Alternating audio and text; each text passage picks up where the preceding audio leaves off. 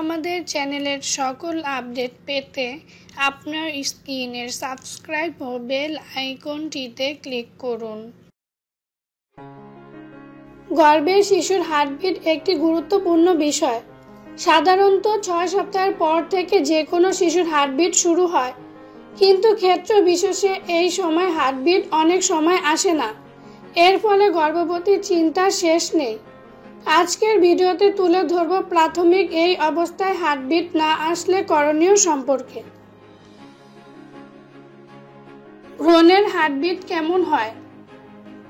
5 থেকে 6 সপ্তাহে 110 মিনিট, 9 থেকে 10 সপ্তাহে 170 মিনিট, 14তম সপ্তাহে 150 মিনিট, 20তম সপ্তাহে 140 মিনিট, জন্মের সময় 130 মিনিট।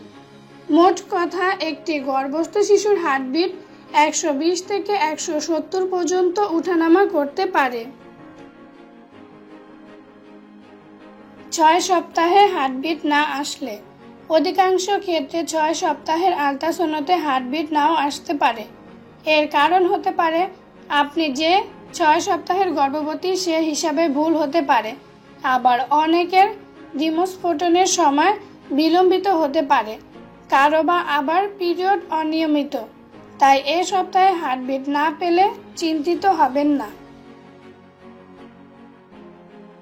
এছাড়া আল্ট্রাসাউন্ড পরীক্ষাটি অনেক সময় 6 সপ্তাহের শিশুর হার্টবিট ধরতে ব্যর্থ হতে পারে।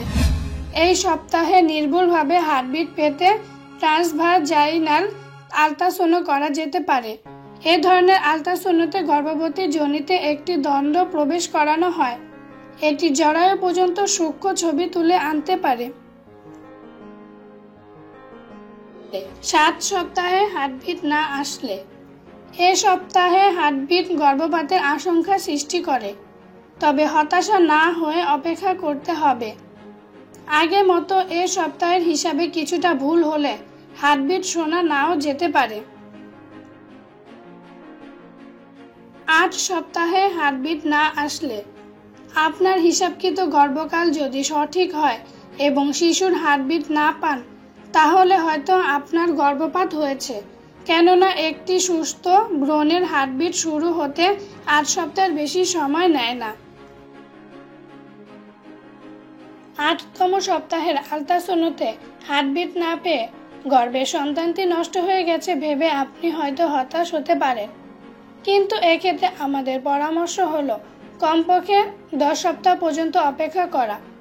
10তম সপ্তাহে গিয়ে একটি আল্ট্রাসাউন্ড করুন।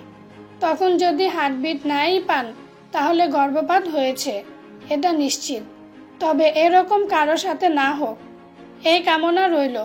ভালো থাকবেন।